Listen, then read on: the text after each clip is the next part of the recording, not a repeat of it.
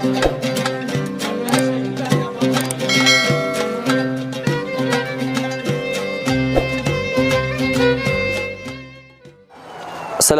warahmatullahi wabarakatuh.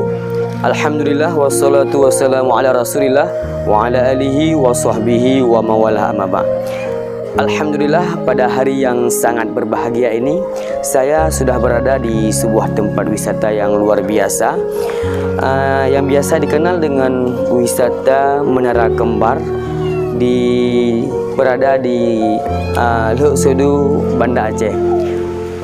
Ini merupakan sebuah pelajaran yang sangat luar biasa bagi kita bersama. Ini merupakan sebuah perubahan. Dikarenakan apa? Dikarenakan dunia ini merupakan sebuah perubahan, di mana-mana ada sebuah perubahan. Namun dalam perubahan tersebut ada perubahan daripada baik kepada yang buruk ataupun buruk kepada yang baik, yang biasa dikenal dengan sebuah hijrah. Karena hijrah yang sebenarnya ialah berubah daripada yang buruk menjadi yang baik. Maka tempat wisata yang luar biasa ini merupakan tempat yang mana dasarnya tidak ada apa-apanya, kemudian berubah menjadi sebuah tempat yang luar biasa, sehingga banyak para pengunjung dari berbagai macam daerah untuk mengunjungi sebuah wisata, yang mana wisata ini dinamakan dengan wisata Menara Kembar. Maka sesuai dengan Allah Subhanahu wa taala menjelaskan dalam surah An-Nisa ayat 100, "Wa may yuhajir fi sabilillah yajid fil ardi muragaman katsiran wa sa'atan."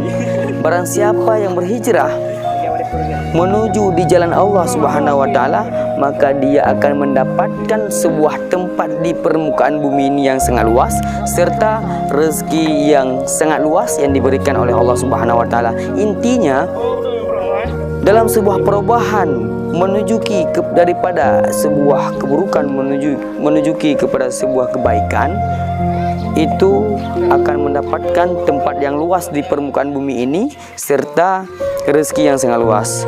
Maka pada hari ini pendengar yang dirahmati Allah, mari sama-sama kita hijrah dari dasarnya kita tidak baik menuju dari dasar keburukan, dari dasar tidak baik menunjuki dasar daripada yang baik, menunjuki kepada dari dasar tidak baik kepada suatu yang baik, dengan cara kita mencari ilmu agama Allah. Dengan adanya ilmu agama Allah Subhanahu wa taala, maka kita akan menunjuki kepada tempat hijrah yang lebih baik. Maka cukup di sini yang dapat saya sampaikan. Saya atas nama Tengku Muhammad Faisal. Assalamualaikum warahmatullahi wabarakatuh. Sehingga banyak para pengunjung dari berbagai macam daerah untuk mengunjungi sebuah wisata, yang mana wisata ini dinamakan dengan wisata Menara Kembar.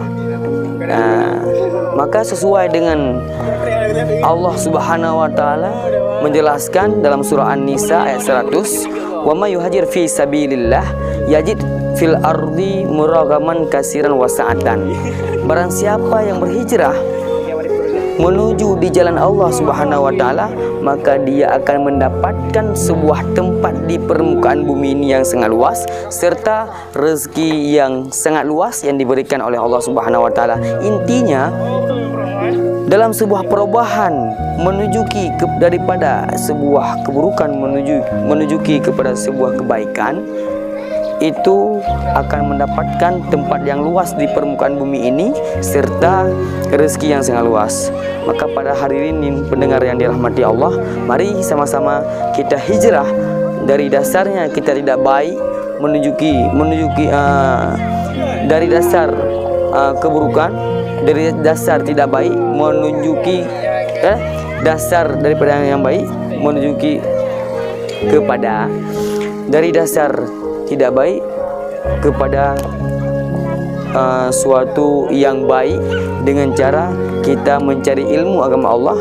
Dengan adanya ilmu agama Allah Subhanahu wa taala, maka kita akan menunjuki kepada tempat hijrah yang lebih baik. Maka Jadi, maka cukup di sini yang dapat.